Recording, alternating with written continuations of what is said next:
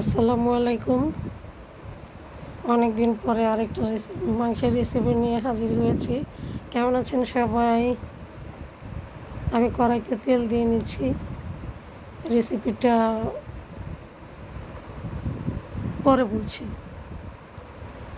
তাতে গোটা গরম মশলা তেলের মধ্যে দিয়ে আমি সামান্য ভেজে টেজে নিচ্ছি। যখন স্মেল আসবে, বের হবে, তখন আমি এখানে বেশ কিছু কাটা পেঁয়াজ দিয়ে দিই।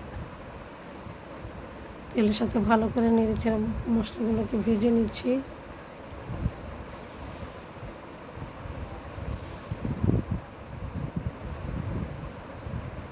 চুলার জালটা মিডিয়াম আঁচে রাখতে হবে, তাহলে মশলাগুলো পুড়ে যাওয়ার সম্ভাবনা আছে। এখন পেঁয়াজগুলো দিয়ে দিচ্ছি, বেশ অনেকটা পেঁয়াজ।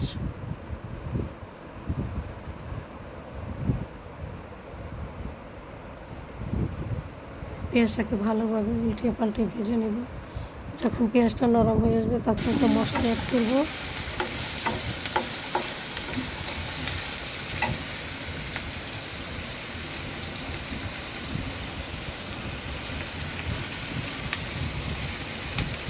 আমি এখানে সব ধরনের মশলা, মরিচের গুঁড়া, হলুদের গুঁড়া, ধনিয়া পাতা, জিরা, মৌরি, তেজপাতা, রাঁধুনি, এগুলো একসাথে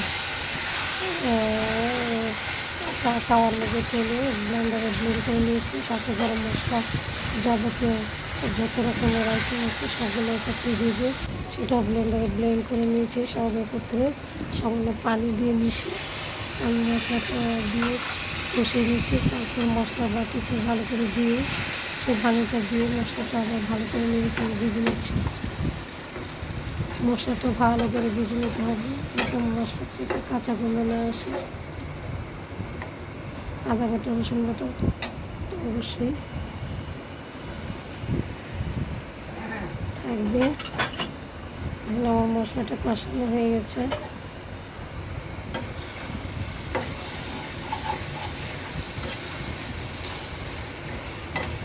এবার এতে আমি বেশ খানিকটা গরুর মাংস,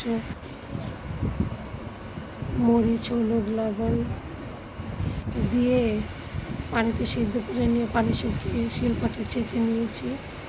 সেই ছেঁচা মাংসটা দিয়ে দিলাম। এখন এটার সাথে ভালো করে মশলাটা মাখিয়ে নিতে হবে।